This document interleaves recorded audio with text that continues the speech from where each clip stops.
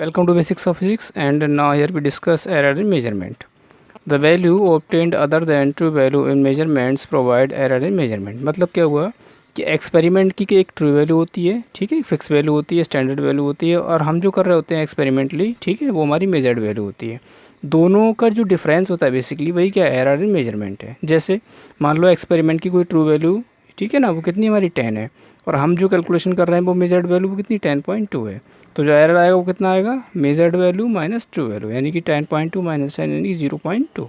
ऐसा भी हो सकता है कि ट्रू वैल्यू मान लो 10 है और हमने मेजर जो किया वो 9.8 किया, कम मेजर किया है ना, कम कैलकुलेशन किया, तो वहाँ पे जो एरर आई वो कितनी आएगी, measured value minus true value 9.8 minus 10 यानी 0.2 माइनस। तो यहाँ पर निगेटिव एरर है, क्या आ रहा है, पॉजिटिव एरर है। तो एरर क्या हो सकता है, नेगेटिव पॉजिटिव हो सकता है, वो डिपेंड करेगा मेजर्ड वैल्यू पे, कैलकुलेशंस पे, ठीक है।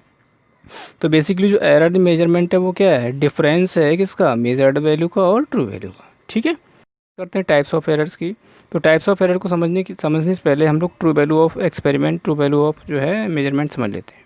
मान लिया हमने कोई एक्सपेरिमेंट किया, उसमें 4 5 6 रीडिंग निकाली, ठीक है, 8 10 जो भी निकालना है। तो हम लोग क्या करते हैं, उन रीडिंग्स को हमने नाम दे दिया A1 A2 A3 A4 AN, ये सब क्या है, मेजर्ड वैल्यू है किसी फिजिकल क्वांटिटी की जो एक्सपेरिमेंटल हमने कैलकुलेट की है। देन इट्स एवरेज वैल्यू क्या है, ए एवरेज या ए मीन, ठीक है ना। तो ए मीन या ए एवरेज जो हो जाएगा वो हमारा क्या हो जाएगा, सारा का सारा हमने क्या निकाल लिया, यहाँ पे एवरेज निकाल लिया। तो वो क्या होगी, उस एक्सपेरिमेंट की ट्रू वैल्यू होगी, ठीक है ना, क्या होगी एक्सपेरिमेंट की ट्रू वैल्यू। तो क्या हो जाएगा, A1 plus A2 plus A3 that is AN upon N. जितने भी टाइप ऑफ एक्सपेरिमेंट करेंगे, ठीक है, वो सब उसको क्या निकालेंगे हम लोग, एक ट्रू वैल्यू निकालेंगे, मेजर वैल्यू निकालेंगे, ठीक है ना, एक मीन वैल्यू निकालेंगे, एवरेज वैल्यू। तब हम आगे क्या करेंगे, एरर को कैलकुलेशन करेंगे। तो हमको ये समझना पड़ेगा कि जो हमारे पास मीन वैल्यू है या ट्रू वैल्यू वो क्या है। तो जितनी भी हम रीडिंग कैलकुलेशन कर रहे हैं उन सबका क्या निकालेंगे, एवरेज निकालेंगे। वो उस एक्सपेरिमेंट के लिए क्या हो जाएगा हमारा, उस एक्सपेरिमेंट के लिए मीन वैल्यू या फिर एवरेज वैल्यू हो जाएगा या फिर ट्रू वैल्यू हो जाएगा, ठीक है। उसके बाद बात करते हैं एरर्स की। तो सबसे पहले आता है इसमें एब्सोल्यूट एरर। एब्सोल्यूट एरर क्या होता है, देखिए, जो आपने एब्सोल्यूट एरर हम यहाँ पे निकाल रहे हैं इंडिविजुअल रीडिंग्स का। जैसे हमने मान लो 4 रीडिंग निकाली, A1 A2 A3 A4 है ना। तो चारों रीडिंग में कितना कितना एरर आ रहा है उसकी बात करते हैं। तो हम मान लो पहली रीडिंग में एरर निकालने हैं, तो हमने यहाँ बोल दिया कि डेल्टा A1। तो पहली रीडिंग में कितना एरर आ रहा है वो निकालते हैं। तो हमने जो ट्रू वैल्यू निकाली है, जो मीन वैल्यू निकाली, उसमें से पहली रीडिंग को सेपरेट करेंगे। तो पहली रीडिंग में कितना एरर है वो हमको मिल जाएगा, ठीक है। उसके बाद हम बात करेंगे दूसरी रीडिंग में कितना एरर है। तो यहाँ पे जो ट्रू वैल्यू हमने निकाली उसमें से दूसरी रीडिंग को सेपरेट करेंगे तो हमको दूसरी रीडिंग का एरर मिल जाएगा, ठीक है ना।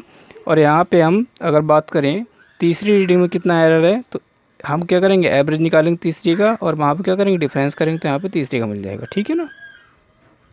तो बात कर लेते हैं एब्सोल्यूट एरर की। तो इंडिविजुअल हम निकालेंगे एक्सपेरिमेंट में एब्सोल्यूट एरर कितना है। जैसे मान लो पहले रीडिंग में हमें एब्सोल्यूट एरर निकालना है, तो पहली रीडिंग के लिए हमने बोला डेल्टा A1 है ना। पहली रीडिंग कितना आएगा, हमको एब्सोल्यूट एरर मिलेगा। तो जो हमारा ट्रू वैल्यू है एक्सपेरिमेंट का, उसमें से पहली रीडिंग को सेपरेट कर दीजिए, तो क्या मिल जाएगा, पहली रीडिंग में कितना एरर आ रहा है। उसके बाद दूसरी रीडिंग में निकाल सकते हैं ट्रू वैल्यू माइनस दूसरी रीडिंग।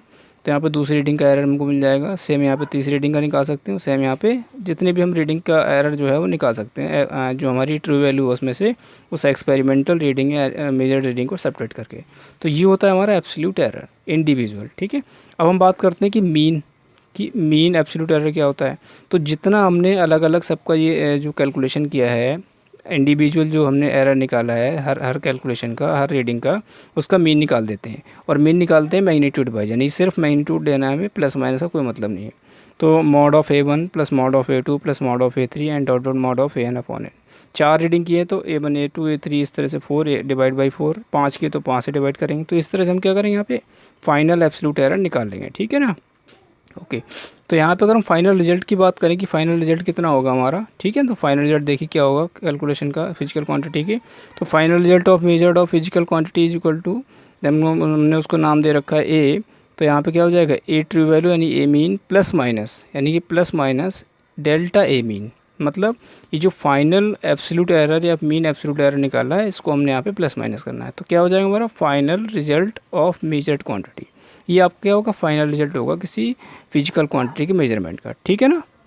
बात करते हैं रिलेटिव एरर की। तो रिलेटिव एरर देखिए क्या होता है, the ratio of mean absolute error to the true value of measured quantity. मतलब क्या हुआ, ratio of mean absolute error to the true value of measured quantity, ठीक है। इसको हम डेल्टा ए से इस तरह से या फिर डेल ए से लिखते हैं, ठीक है।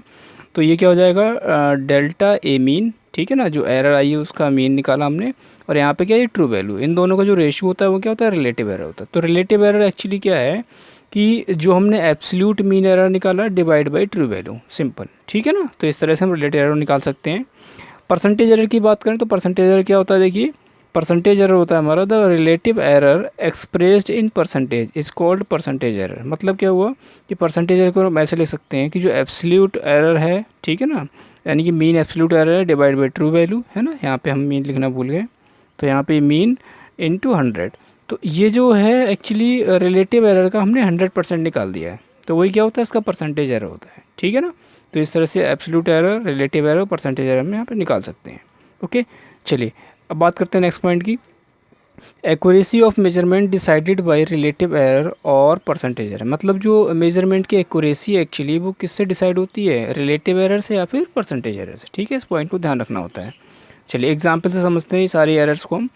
हमने एग्जाम्पल लिया हुआ है, the width of a object as measured through an experiment was found to be 2.48 meter, 2.46 meter, 2.49 meter, 2.50 meter and 2.48 meter. कितनी रीडिंग्स हैं, 1 2 3 4 5, 5 रीडिंग हमने निकाली, 5 कैलकुलेशन किए हैं इसी विड्थ के मेजरमेंट के लिए, ठीक है ना। ओके, तो कह रहा है find the average width, absolute error in each observation and percentage error. मतलब हमको क्या निकालना है, एवरेज विड्थ निकालना है, इसके बाद एब्सोल्यूट एरर निकालना है हर ऑब्जर्वेशन में, और परसेंटेज एरर निकालना है, ठीक है। तो सारा कॉन्सेप्ट यहाँ पे क्लियर हो जाएगा। देखिए अगर मैं एवरेज वैल्यू की बात करूँ किसकी, विड्थ की, तो सिंपल एवरेज कर दीजिए, सारी वैल्यूज़ को ऐड करके डिवाइड बाई जो नंबर है 1 2 3 4 5, 5 से डिवाइड किया तो यहाँ पे आया 12.41 डिवाइड बाई 5, यानी कि 2.482, राउंड ऑफ करेंगे तो 2.48 मीटर बन जाएगा। तो ये क्या है, हमारा एवरेज विड्थ है, मीन वैल्यू किसकी, विड्थ की। तो यहाँ से ये चीज़ मेरी कैलकुलेट हो गई। इसके बाद बात करते हैं absolute error in each observation. Her observation के लिए एब्सोल्यूट एरर कैसे निकालेंगे, तो देखिए एब्सोल्यूट एरर निकालने के लिए हम क्या करेंगे, हमको वही पहली वाली बिट यानी W1 का हमको एब्सोल्यूट एरर निकालना है। तो हम क्या करेंगे, जो मीन हमने निकाला हुआ है, ठीक है ना, और जो हमारे पास रीडिंग है उन दोनों का डिफरेंस करेंगे। तो यहाँ पे क्या हो जाएगा हमारा 2.48 माइनस 2.4 यानी 0 0। तो यहाँ पे जो एब्सोल्यूट एरर मिलेगी पहले वाले में कितनी मिलेगी, 0 0, ठीक है ना। ओके, सेकंड का देखते हैं हम लोग, सेकंड की बात करते हैं। तो सेकंड में कितनी है हमारी, डेल्टा W2 हमने लिया दूसरे ऑब्जर्वेशन के लिए, तो 2.48 माइनस 2.46, ये आएगा 0.2 मीटर। ओके, कितना आ जाएगा, 0.2 मीटर। सेकंड वाले कितना आ गया, डेल्टा W2 दूसरे ऑब्जर्वेशन की जो एरर है वो कितनी आई, 2.48 हमारी ट्रू वैल्यू और ये मेजर्ड वैल्यू, दोनों का डिफरेंस हमारा कितना आएगा, 0.2 मीटर, ठीक है। इसके बाद नेक्स्ट वाले के लिए निकाला हमने, तो 2.48 हमारे पास ये ट्रू वैल्यू आ रही थी, average true value, minus 2.49 reading है, ये इन दोनों कैलकुलेट किया, माइनस का 0.01 मीटर। नेक्स्ट फोर्थ वाले हमने निकाला तो 2.48 माइनस 2.50 कितना आ गया, माइनस का 0.02 मीटर। नेक्स्ट 5 वाले का रीडिंग है, कैलकुलेशन है, इसमें एरर कितना आ रहा है, 2.48 माइनस 2.4800 मीटर।